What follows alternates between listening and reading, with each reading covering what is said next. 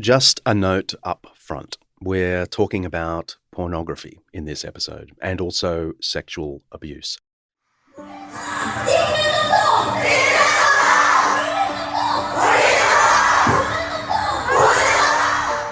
That's the sound of 70,000 Korean women protesting an alarming rise in pornographic videos made from spy cams placed in public bathrooms and change rooms.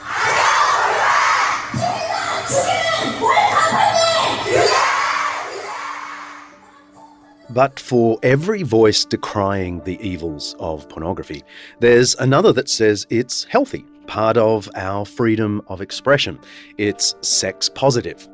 The first big case was back in the 1980s when people tried to shut down Hustler magazine, and Hustler fought back.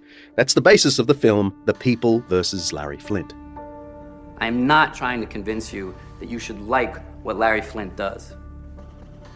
I don't like what Larry Flynt does. But what I do like is that I live in a country where you and I can make that decision for ourselves. We live in a free country, and that is a powerful idea. That's a magnificent way to live. But there is a price for that freedom, which is that sometimes we have to tolerate things that we don't necessarily like. So go back in that room where you are free to think whatever you want to think about Larry Flynt and Hustler magazine. But then ask yourselves if you want to make that decision for the rest of us. Because the freedom that everyone in this room enjoys is in a very real way in your hands. And if we start throwing up walls against what some of us think is obscene, we may very well wake up one morning and realize that walls have been thrown up in all kinds of places that we never expected. Is pornography a question of individual freedom of expression, or is it a profound injustice, or perhaps both? I mean, the things that girls are telling me, they're telling me younger, indicating the sexual stunting of an entire generation. You know, these boys are watching essentially show reels of abuse, and then they're wanting to enact on girls what they've seen. Pornography. An expression of evil or a matter of personal taste? A detriment to society or a means of fulfillment? I'm John Dickson, and this is Undeceptions.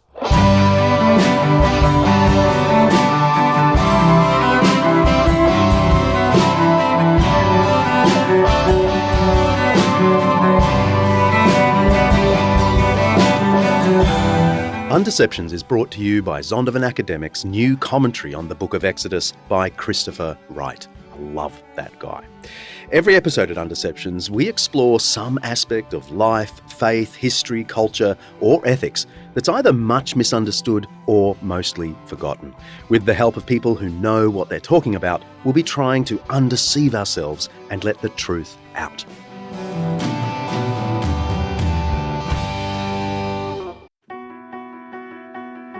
This episode of Undeceptions is brought to you by Zondervan Academic's new book, Jesus and the Powers, by N.T. Wright and Undeceptions' favourite, Mike Bird.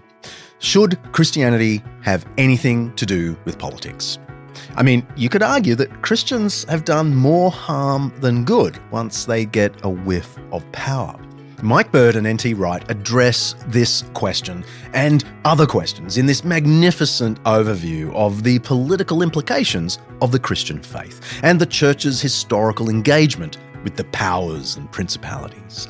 They shed light on current geopolitical events and ask, what would it look like if there were a faithful Christian response to crises like the Russia-Ukraine conflict, the China-Taiwan tension, political turmoil in the US, UK and Australia, and the problem of Christian nationalism. They build a pretty convincing case that Jesus' teaching about the kingdom of God confronts all forms of power, Christian and atheist, and calls on us all to support a pluralistic democracy where everyone, regardless of religion or irreligion, has a role to play in working toward the good of society. Whether you're a believer or a skeptic, I'd say this book will be an eye-opener. You can order Jesus and the Powers on Amazon, of course, or head to zondervanacademic.com/undeceptions to dig a little deeper and see if you really like it. That's zondervanacademic.com/undeceptions.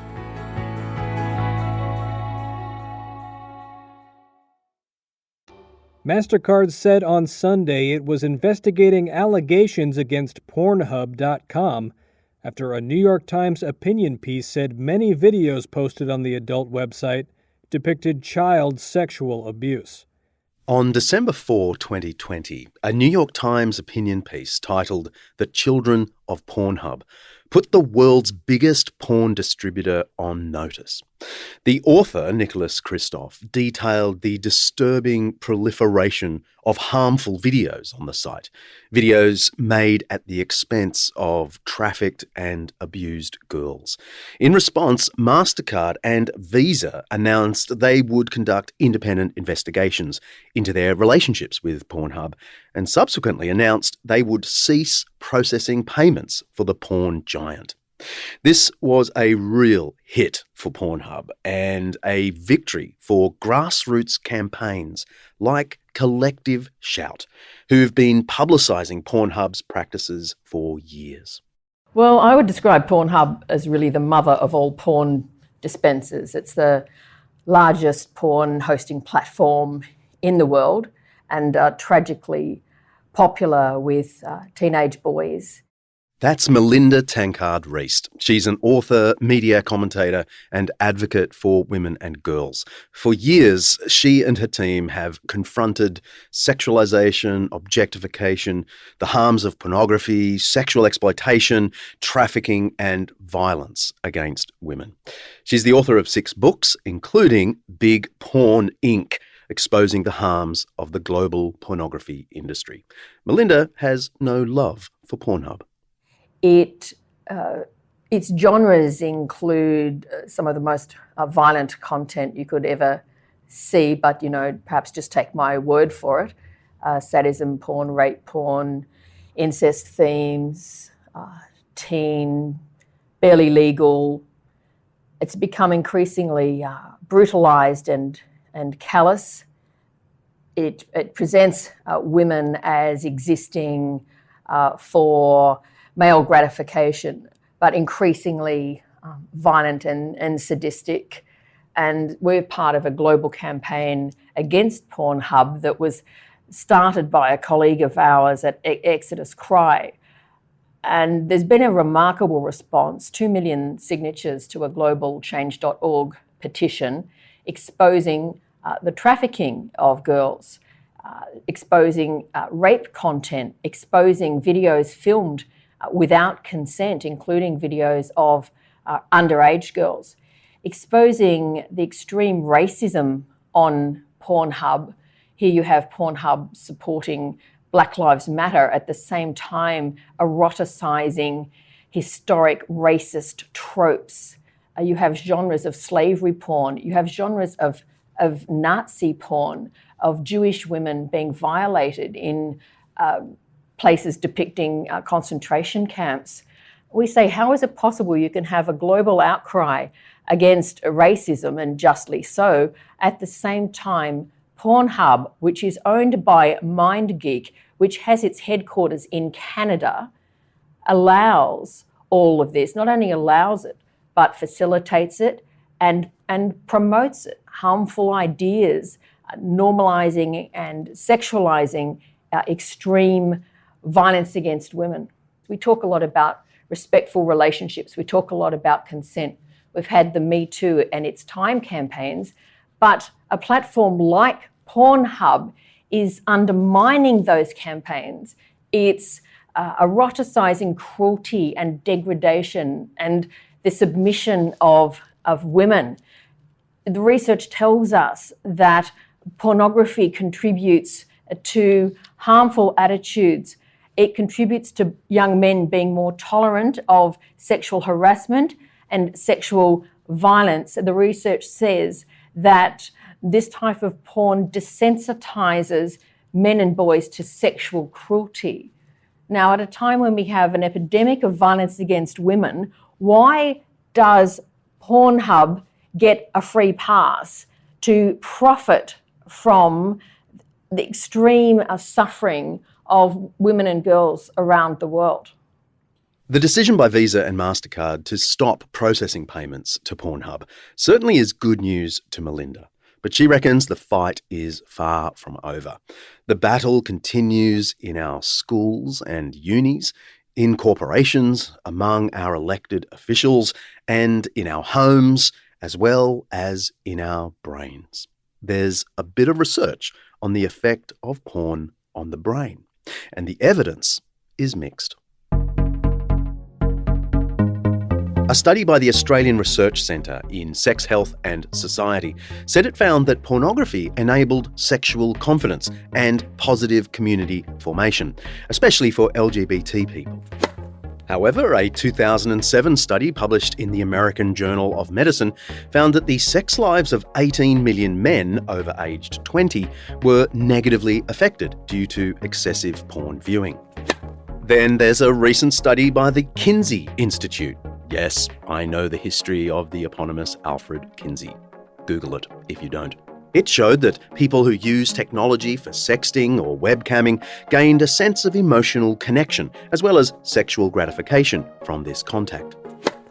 But in a study conducted at the Max Planck Institute for Human Development in Berlin, researchers discovered a significant association between reported pornography hours per week and grey matter volume in the human brain, and a drop in reactivity to sexual cues. And here's a line ball.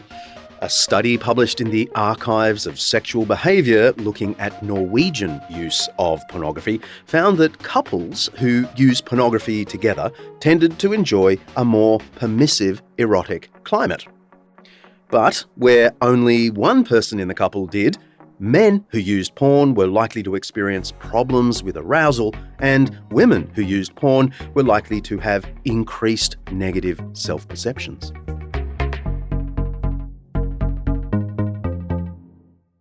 Back in the 2000s, people hadn't really thought about pornography as something that could potentially become addictive. So what I wanted to do in the book is to actually unpack what pornography does when a person looks at it from a neurological perspective. That's Bill Struthers, a neuroscientist and professor of psychology at Wheaton College in the United States. He's also the author of Wired for Intimacy: How Pornography Hijacks the Male Brain. And he tells me that when he was researching his book in 2010, the buzzword was addiction. And then at the time, there was a lot of concern about whether or not it was addictive or not. And so basically what I wanted to do is then kind of throw sort of a sex gender dimension to it and say, why are so many men looking at porn? And one of the things that I wrote about in the book is that I think it actually has something to do with the way that men are wired neurologically to be sort of on the lookout for those kinds of signals. And so it impacts men in a way that I think is very profound. Can you talk me through that process of pornography hijacking? That's the word. Well, I think that it's important to stop and step back and think about, the human being, people who want to get caught up in sex as if it's all about the genitals. But actually, as a neuroscientist, I think that the most significant sexual organ that you have is between your ears, not between your legs. And so when we look at the nervous system and how it's coordinating everything that we do, certainly our sexual behavior is something that's going to be, it's going to be overseeing, it's going to be involved in. So when the baby is born, they don't come out ready to mate. They actually go through a period of development. And then around the time of puberty, which is really kind of the way that most cultures distinguish between being an adult and being a child, is when you're now kind of ready to mate, so to speak. And so there's something going on in the brain that these regions, perhaps they've been lying dormant or they're being reorganized or whatever it is going on. And there's a lot of science behind that, and that's maybe something that, would be for another time. But these systems become live, they become active.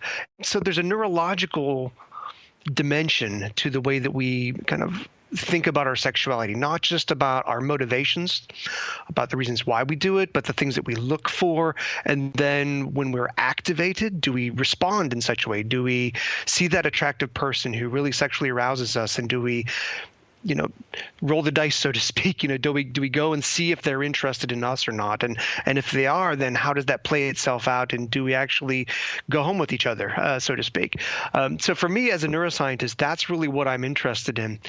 And so pornography now hijacks that whole system, that embodied real world system where you're a sexual creature that's embedded in this sort of dance of embodied people trying to figure each other out, and whether you're attracted to each other or whether you want to invest in that relationship or not. Now you don't have to do any of that. Simon encountered pornography near the beginning of the online revolution. For me, I was in that generation of people who was a teenager as the internet was coming to the world, which was a really unique time, and people didn't really know what the internet would bring. And so one of the things that the internet brought was this sort of tsunami of pornography and made it accessible to everyone. And so I remember it when I went to uni, which was, I was 19, and there were computer rooms, and back then computer rooms were not, this is 97. They weren't monitored. They were just this new thing. And so I really I started looking at whether porn was actually that easy to find. I'd heard that it was, and so it was actually just that sort of morbid curiosity about, is it really that easy to find? Is it really there? And then when I stumbled upon it, I didn't realize how powerful an impact it would have on me, that it wasn't just something I could go, oh yeah, that's there, and then leave it, but that it drew me back to it time and time again. Can you describe that? I mean, are we talking, 10 minutes a day you would look at it, or an hour a day, or how much in your life was this? There were times where you would just look for hours and hours, and you'd think at the end of it how stupid it was to do such a thing. You'd go, where on earth has the time gone, and why on earth did I do that? And it was sort of confused. It definitely wasn't satisfying, like eating a big meal, going, oh, well, I've had my fill, and I don't need any more. It was sort of emptying at the same time as gluttony. Simon would say that his connection to pornography in those days bordered on an addiction. Professor Struthers says that's a concept that's hotly debated by researchers. Yeah, I think since I've been doing research on this now for going on 15 years, I found that a lot of the language of addiction was really kind of the term that people grabbed onto in the late 90s and the early 2000s.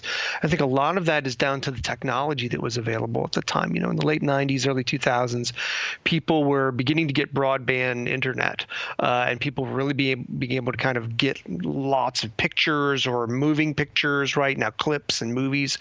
And so what happened was that adults who could get access to this material were now finding that it was really easy to just watch porn and to sexually act out to it, to masturbate to it, and they found that was something that they could do whenever they wanted to. And so for many individuals, what happened is the normal safeguards that were in place of not kind of going out and being able to grab porn wherever you wanted to, or the social awkwardness of going to the store where the magazines was sold, right? That was taken away. And so for a lot of those individuals, what happened is it was like being a kid in a candy store. They just went nuts, so to speak, and they watched all kinds of stuff. And what happened is that it developed for them in what I think is fair to call sort of an addictive pattern of behavior. And so in the early 2000s, the language of addiction became very, very common. And when you would take 20-year-olds or 30-year-olds or people who were addicted to pornography using that terminology, or you'd put them in a MRI, or you'd kind of show them pictures of naked people, that all of the regions that are involved in normal sex, right, the hypothalamus, amygdala, kind of ventral medial striatum, these regions would light up, and we know from studies on drug abusers and drug addicts that these are the same regions. So it seemed really logical for addiction to be the language that people used with, because most of the people who were really upset about it were self-diagnosing, they were being diagnosed. You looked at their brain activity and lo and behold, hey, it looks like a drug addict. It's probably an addiction. Seems simple enough. But it gets more complicated when researchers consider the different generations and different types of pornography. Now, so keep in mind, this is the early 2000s. What I've noticed then in the time since then is that as people became more interested in it, and as we started thinking about this as a neurological issue rather than maybe a moral or a spiritual issue, that now researchers kind of came and they started doing research on people who were, maybe normals or non-addicts, right? And they're thinking, hey, well, what's going on here? And so they started looking at 20, 30-year-olds in, 2009, 2010, 2015. Well, these are different people. These are actually not the people in the late 90s and early 2000s who were sort of, in their 30s and 40s and now becoming addicts. These are actually kids who were raised and kind of went through puberty when the broadband porn kind of became available. So this is a whole different crew that we're working with. And so this is a crew that's actually neurologically, sexually coming of age now with this material present. They grew up having pornography more as sex ed. And rather than pornography being like a crack cocaine or a heroin that they became addicted to, I think it's fair to say that pornography for them became their education, but also their ibuprofen. It became the way that they dealt with all kinds of other sort of anxieties and things that they sort of moved into this space where easy access to pornography meant that, hey, if I had a bad day at school, I can just log in and look at some porn and masturbate to it, and I can just, then wake up the next day and it's not a big deal. So it wasn't a heroin addiction. Right? It's not like a pornography addiction, right? It's more self-medication. It's more self-soothing for a lot of the people from that millennial generation. Can you talk me through some of the negative consequences? Pornography can cause stress. It can cause anxiety. It can be used in such a way where it becomes an obsession for the people who are addicts. The people who would kind of fit that addict narrative, for lack of a better way of putting it. But I think what happens is for people who really become preoccupied with pornography is that it really does serve as a distraction for them. Everything becomes about sex, and so it sort of spills over into the other parts of their lives, where normal sex with their spouse, doesn't have all the richness of, the multiple images, the multiple positions, the variety, all that kind of fun stuff that they have, at the keyboard. Real person sort of is just bad porn, so to speak.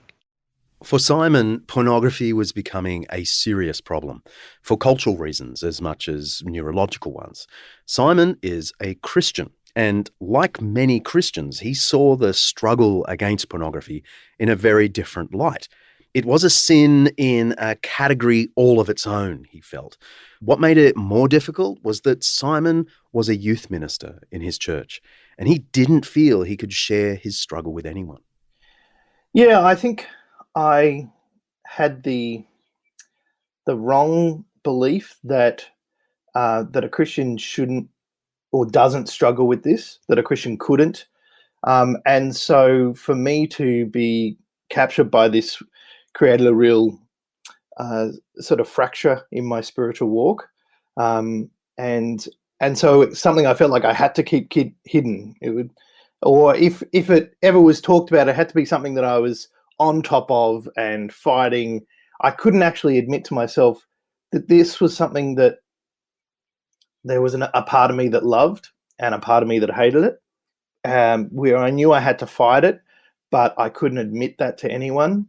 And I was sort of wearing this, I think of it as like wearing this mask that I had to hold up. And it was really sad that I felt like I had to do that even to my best friend and my wife at the time, that I couldn't be honest with her. And I met many guys over the years who have just gone, no, I need to be honest. And they pour out their heart either to a friend or to a pastor or to their loved ones. But for me, it was always something I couldn't share. I was so worried about how people would be disgusted by me, and And I think a lot of people at that, especially in that season, and I know it's still true today, but in that season, no one really expected that people would be struggling with porn. It was sort of a thing that you did on the side, but no one, with the internet, there were so many people struggling with it and no one was talking about it. And whereas now I think it's more talked about, it's still a secret sin for a lot of people, but it's more, if someone brings it up, it's not a big surprise that people are struggling with it. Whereas I think in those times it was still so new that it was not pornography was new, but that it being, sort of unleashed on everyone. So I didn't share it with anyone, and that was a real, I'm not excusing that or seeking sympathy, but it was a huge burden. I would probably argue that people with a sincere faith that actually do see viewing pornography as a taboo are in truth more at risk, because what happens is when you violate the taboo, it's going to actually create a bodily distress, a bodily anxiety, and that bodily anxiety can ramp people up to actually have a more robust sexual response when they do act out to it. Now, after that, however, the guilt that comes with that taboo violation in many ways can derive the shame that the person will then try to deal with the shame by going back to the sexual release and use the porn for the sexual release. So they get caught in this spiral. So a lot of the early stories about, the sex addicts are of people who were presumably very, moralistic, people who were very, devout believers or very religious, and felt horribly shamed about this, recognizing that the shame was actually making the problem worse for them. The idea was that I was just going to repent, say no to this sin, fight it, and plug on, and grip my teeth, and sort of not realizing how much of a grip it had on me. I obviously, was thinking about doing it and then dabbling back into it, and then got back into it as a habit. But there would be these seasons of me fighting and then slipping back into it until the third time that it really blew up. My wife said that's enough, and she asked me to leave. So I sort of got kicked out over this issue, which, when that happens, you no longer can just put on a brave face and go, oh, well, I guess I'll just try again. You realize this is actually really serious, and you have to then, your friends find out, and your parents find out, and your, people at church find out, and that sort of thing.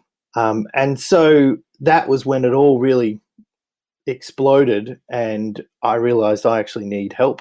I actually can't fight this on my own. I can't do this just by gritting my teeth and saying no. This thing has a bigger hold on me than I thought.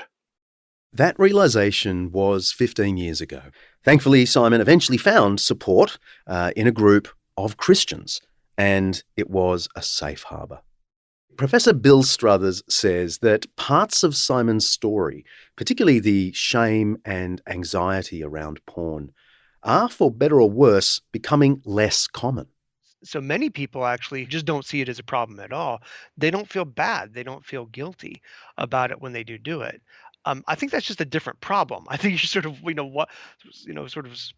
now getting rid of the high ceiling that the person might have, their high view of sex is just, no, we're just animals. This is just what animals do, right? I think they sell sex really short in that way. I know it's very common in pop culture to accuse Christians and their Bible of being anti-sex, having such a low view of it that it all has to be banned. This is a plain reversal of the truth. It's the Bible that sees sex as precious, and it's porn that diminishes sex. In the Bible, sex is viewed as a psychosomatic soul and body encounter between two people in which the two become one flesh, to use the biblical expression. In porn, sex is by definition reduced to one person's bodily function.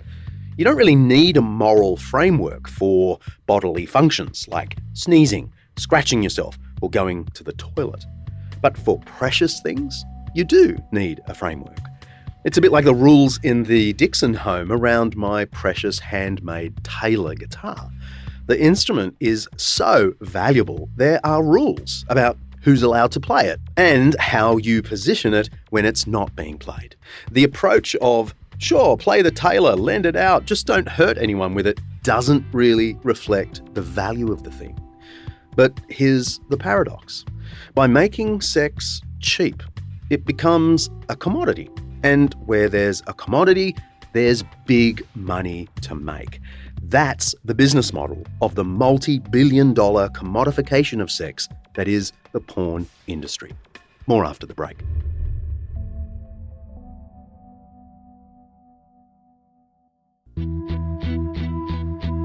In February this year in Australia, a former Sydney schoolgirl launched a petition calling for sexual consent education to be taught much earlier in schools. The results, recorded by the Sydney Morning Herald, were staggering. Producer Kaylee. Within 24 hours, a petition started by 22-year-old former Kambala student Chanel Contos delivered a disturbing list of allegations from respondents who said they had been sexually assaulted during high school or shortly after by young men who attended nearby Sydney private boys' schools. More than 200 young women contacted Ms. Contos with personal testimonies about sexual assault they said they experienced at the hands of a peer at a boys' school. About 1,500 students from 50 different schools have signed her petition demanding better and earlier sex and consent education in schools. A chorus of voices called for better education, but several others also pointed out that the problem goes way beyond just a schools-based response. Writing for the Sydney Morning Herald, teacher Dr. Sarah Goldsby-Smith put it like this. Kaylee? The hours we might invest in teaching young men and women about consent would be far outclassed by the hours of access young men have to hardcore porn on their phones and on their computers, in which women are routinely debased, violated, and used for patriarchal pleasure. You go, Sarah. This, says Melinda Tankard-Reist, is part of the social cost of pornography's accepted place in society. It warps the way we see others. You know, these boys are watching essentially show reels of abuse, and then they're wanting to enact on girls what they've seen. I used to only speak in upper secondary. Now I'm doing these talks in primary schools, which I never expected. A boy was interviewed for some research out of the UK a couple of years ago, and he said, "Do I need to strangle girls when I have sex with them?" They think that violence and brutality in sexual relationships are normal and expected, choking and gagging. I have young women say now that they are expected to endure punishing, harsh sex, and they're expected to enjoy it. And if they don't, they're told there must be something wrong with you. Not there's something wrong with the entire culture that tells you you should buy into and enjoy and in your own objectification and mistreatment. But no, you must be prudish and hung up because you don't enjoy sexual violence and sexual debasement. So, you know, that's what we're seeing. And these boys just expect to treat girls like this because we've trained them into hostile attitudes and then hostile behaviours. I think some of the more interesting research that we're beginning to see pop up is the research of what happens when you sort of look at these images. How does that translate out of the sexual context, so to speak? So one of the things that you do see is that when you are looking at images of people who are just sort of naked, like if you can imagine in a medical textbook, right, where you're doing here's a picture of a human being naked, because we want to name their body parts, right? We kind of want to do that. That when people view those images and they're not sexualized, we actually see that person as a vulnerable human being who is a moral agent. If, however, you sort of dress that image up and you sort of sexualize them in such a way that they give you this sort of come hither look, or you've put some makeup on them, or they're bending themselves, or they're accentuating, a part of their body, what the research suggests is that you actually see them as less of a moral agent. And so one of the things that we need to be looking at is how is that spilling over into non-sexualized relationships? That is, if all you're viewing is sexualized people over and over and over again, does that spill out over into the interactions that you have with people in your day-to-day activities? And you're suggesting there is research that's pointing in that direction? Yeah, a study done in 2011, even 10 years ago, people were noticing this. A lot of it is the language that we normally hear used is that pornography trains people to objectify people, especially women, right? That's the kind of the standard narrative is that, oh yeah, pornography objectifies women. I think that's probably not the best way to refer to it. If anything, pornography animalifies or dehumanizes women, or makes them be less worthy of dignity, for lack of a better way, because they're just animals that want to have sex, right? That's what it's all about. So is it just a feminist issue? Women are just the victims here, and the problem is that men are just behaving badly? Or are men in any way victims in all this? Oh, of course. Boys, I believe, are victims, yes, because they're being preyed upon by a global industry that is deliberately targeting them. We talk about accidental exposure, but there's evidence that it's not accidental, that the porn industry is dropping porn deliberately into the places where boys are, especially online. It's in video games, it's in all kinds of places that young people go, and boys are being trained into aggression, into trivializing significant relationships, of seeing girls as just there to get off on. I believe young men are being sold a lie, that they're being indoctrinated with false views of women and girls. It's a disaster for women and girls, of course it is, but it also is for boys, because it's inhibiting their ability to incorporate sensitivity and empathy into their relationships. This is the theme of a classic episode in the 7th best sitcom of all time, Friends. I really looked that up. The episode is titled The One About Free Porn. Joey and Chandler think they've hit the jackpot when their cable service accidentally delivers them free porn. But after just a few days of non-stop pornography, they start to lose their grip on reality. Hey. I was just at the bank, and there was this really hot teller, and she didn't ask me to go do it with her in the vault. Same kind of thing happened to me. Woman pizza delivery guy comes over, gives me the pizza, takes the money, and leaves. What, no, nice apartment, bet the bedrooms are huge? No, nothing. You know what? We have to turn off the porn. I think you're right. Turning off the porn is no easy task. Pornhub alone has 120 million users a day. That's the equivalent of the populations of Australia, Canada, Poland, and the Netherlands combined every day. Statistics released by the web hosting company Fast Hosts place the traffic metrics of Pornhub and its next biggest rival, Xvideos, above those of Amazon, Netflix, and Reddit combined. The campaign against Pornhub in 2020, the one that led Visa and MasterCard to block their cards from use on the site, culminated in the giant site removing millions of videos depicting child abuse, rape, and incest. The purge of unregistered videos meant that the site went from 13.8 million available videos to 2.9 million.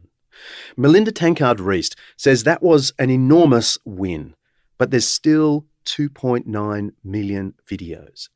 And it's a myth to say that the tens of thousands of girls, mainly girls, shown in these videos are there happily. in a free exchange of money for labour. Now, what is the link between, ordinary pornography and human trafficking? People think that they think of trafficking into the sex industry as trafficking into brothels, into prostitution, and that's certainly true. But women and girls are also trafficked into the global porn industry. Women are used to film pornography. Women are also filmed when they don't know they're being filmed, or videos are taken of them through hidden webcams, which is a global issue. So non-consensual filming of women, also known as upskirting and down-blousing. So Pornhub hosts this content. We've exposed that, including the actual real trafficking in the bodies of women and girls to produce this pornography in the first place. So you're saying there's a chance that, the 15-year-old boy at home looking at porn is actually looking at a girl who has been trafficked? What I say to young men is there's no dolphin-free version of porn. You've got your dolphin-free tuna. Because what boys will often say is, oh, she was smiling, she seemed to enjoy it. This is not proof. What I try to convey to young men who are consuming porn is that you have actually become a patron of the global industry that traffics women and girls for this purpose, because you don't know. You don't know her backstory. You don't know how she came to be there. And you can't do this in conscience. Now, fortunately, I've spoken to young men who have told me that one of the reasons they stopped consuming porn, they said that was when they learned more about the actual lives of the women in the porn industry, how they'd come to be there, what their backgrounds were, and what was done to them in the industry. They could not, in conscience, continue to view this. Being in the grip of pornography, you want yourself to be lost in the fantasy that the people engaged in the pornography are there for you, and that they're not acting, that they're not doing it under duress. That's our friend Simon again. And that dark side of the whole porn industry is something that you just switch off. Even if it's not trafficking, you don't go, well, this person may be doing this to get some money. Do I realize me engaging in this it means this porn is part of their story for their entire life, and if they ever want to leave it behind, they can't. And in the process of loving the people you are consuming, is those two things can't coexist to some degree. And part of the process out of pornography was actually realizing what is happening in pornography and who the people are and who you are in relation to them.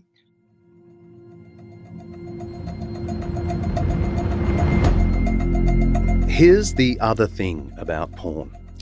Even if your brain isn't rewired by porn, even if you don't have a high view of sex, I can't see how porn isn't a justice issue.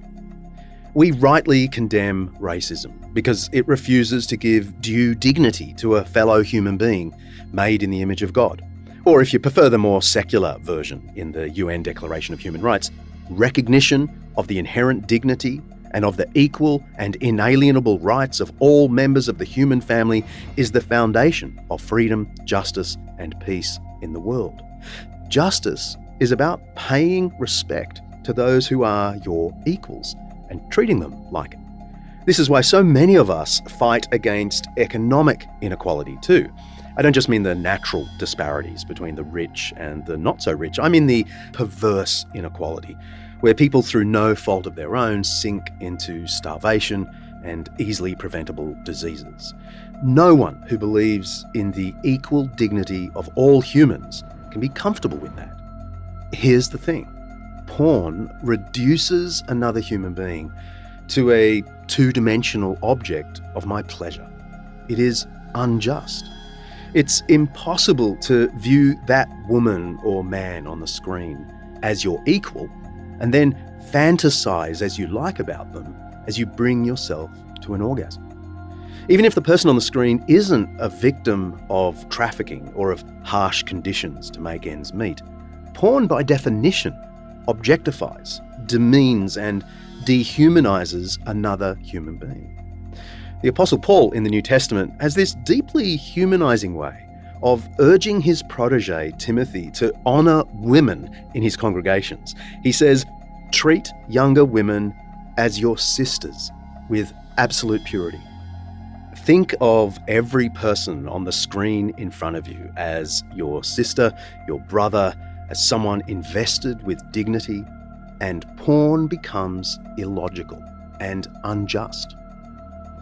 Over and above any harm it does, the porn industry is about cultivating a habit in us of viewing other humans as mere flesh, mere objects of my pleasure. I hope I don't offend anyone in saying this, but if I advocate for racial and economic justice by day and then watch porn at night, I'm a hypocrite.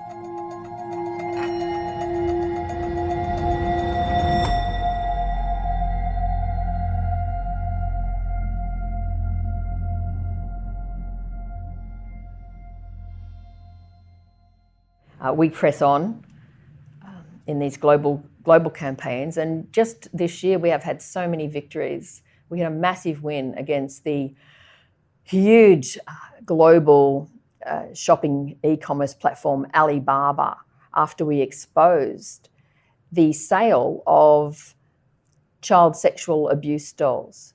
Now, these are replica children. They're lifelike. You can commission a doll based on a real child, and they are for penetrative sex. And there were 23 companies selling those dolls on Alibaba, and we exposed it. We documented the dolls. We documented who was selling them. We targeted the CEOs and investors in Alibaba, and we got them down. And it only took us a few weeks. Now, while that's a victory, you do have to ask, why do we have to have these campaigns in the first place?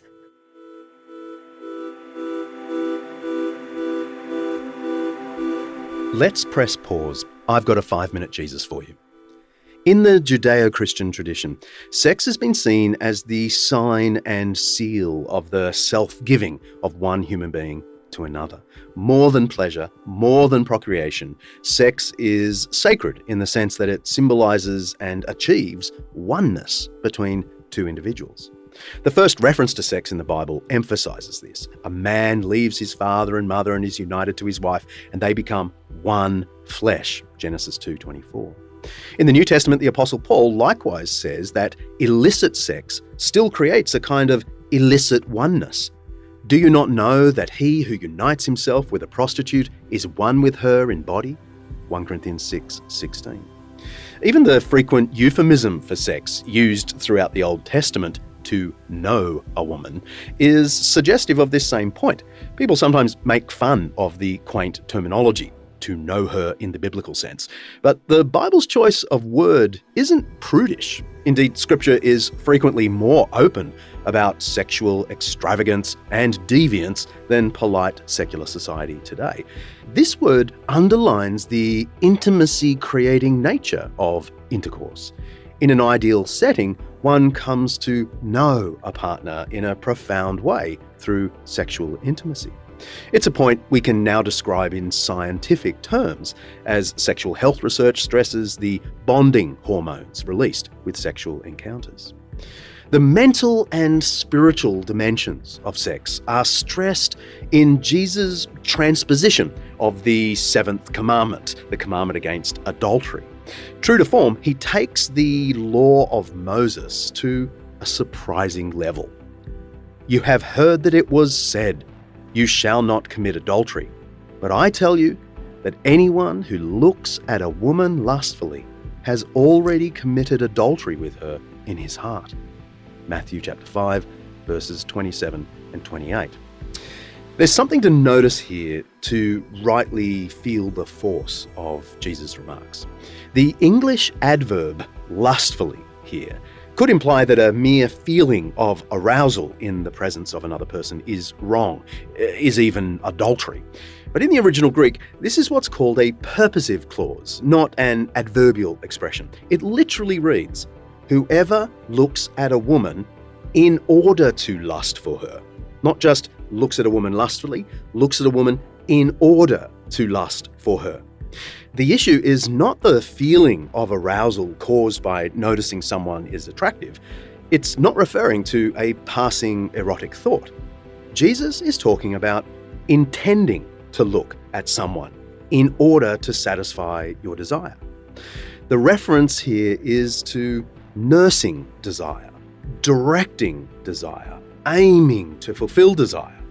Perhaps nothing is a clearer target of this particular teaching of Jesus than porn. It's a kind of adultery, Jesus said. People sometimes slander all this stuff in the Bible as having too low a view of sex, as dirty and taboo. The opposite is the case. If I value my car, I'll be careful how I use it and to whom I lend it. The Bible values sex enough to limit its enjoyment to the most intimate human relationship imaginable. A more secular, unrestrained approach might have the appearance of sexual liberation and celebration, but it's frequently little more than a diminishing of the symbolic and relational power of sex. It's lending out the car too freely. If you think of sex as merely a pleasurable physical experience, it probably makes sense to throw off any perceived shackles. So long as it's safe, it's fine. It's a bodily delight only, like eating an exquisite meal. But if you find yourself persuaded that sex is a joyous physical enactment of a profound spiritual truth about oneness with another human being, you'll approach sexual activity very differently. C.S. Lewis, the great Oxford literary don and public advocate of Christianity, once defended the biblical approach to sex against the call in his day, 1940s, for more sexual freedom. His insights are as relevant today as then. Listen to this. "I know some muddleheaded Christians have talked as if Christianity thought that sex or the body or pleasure were bad in themselves, but they were wrong. Christianity is almost the only one of the great religions which thoroughly approves of the body, which believes that matter is good, that God himself once took on a human body, that some kind of body is going to be given to us even in heaven, and is going to be an essential part of our happiness, our beauty and energy. Christianity has glorified marriage more than any other religion, and nearly all the greatest love poetry in the world has been produced by Christians. If anyone says that sex in itself is bad, Christianity contradicts him at once. There is nothing to be ashamed of in enjoying your food. There would be everything to be ashamed of if half the world made food the main interest of their lives and spent their time looking at pictures of food and dribbling and smacking their lips. I do not say that you and I are individually responsible for the present situation.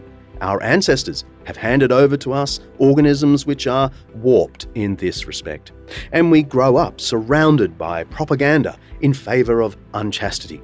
There are people who want to keep our sex instinct inflamed in order to make money out of us. Because, of course, a man with an obsession is a man who has very little sales resistance. You can press play now.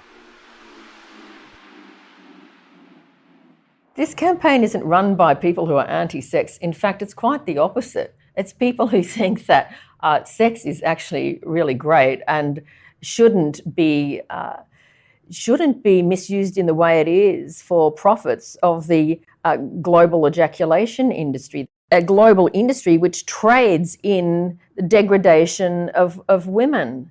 Teachers are telling me that they're seeing more brutality and more cruelty and more sexual demands being made at school, more demands for sexual selfies.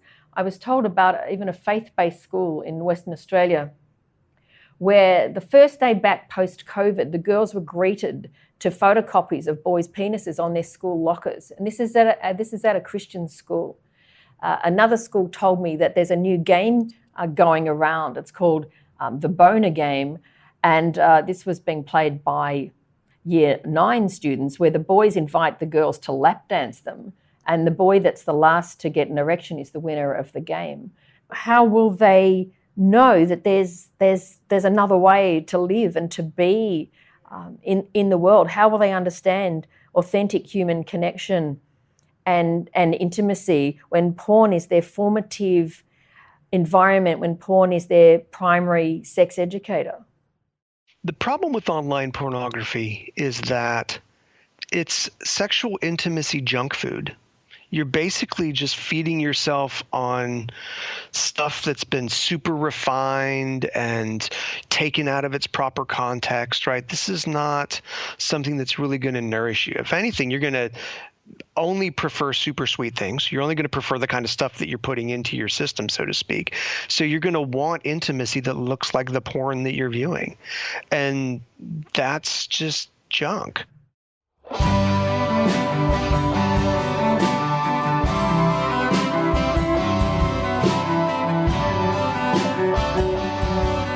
This is the place where I often ask you to think about donating to Undeceptions.